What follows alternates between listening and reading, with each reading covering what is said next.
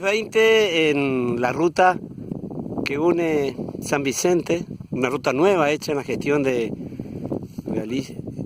aquí, del gobernador mandato cumplido Mauri Clos, con la entonces presidenta Cristina Kirchner. Une, como decía, San Vicente con Aurora, Alicia Alta, que es la zona ya del río Uruguay. Son 60 kilómetros. Un bellísimo día, el Día del Amigo. Imagínense este lugar. Si ustedes imaginaron, nosotros lo podemos soñar. Y ustedes compartir, porque nosotros lo podemos hacer, ¿ves? Compartir con ustedes.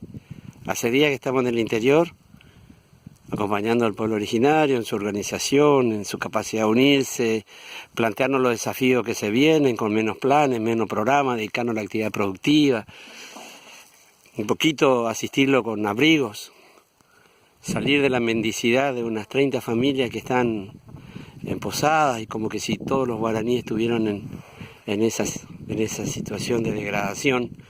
Imagínense a la inversa, 2.110 familias en posadas y 30 trabajando, cultivando, soñando, resguardando su territorio, sus costumbres, su espiritualidad. Imaginémonos.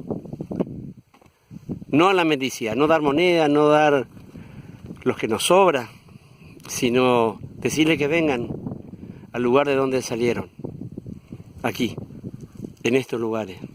Nosotros lo asistimos con agua, con luz, con escuela, con programas de carácter de un estado protector para que produzcan, para que sigan siendo lo que siempre fueron. Un pueblo que cultiva, que ama a la madre tierra y que hoy el Consejo de Cacique y Asuntos Guaraníes con sus 90 comunidades están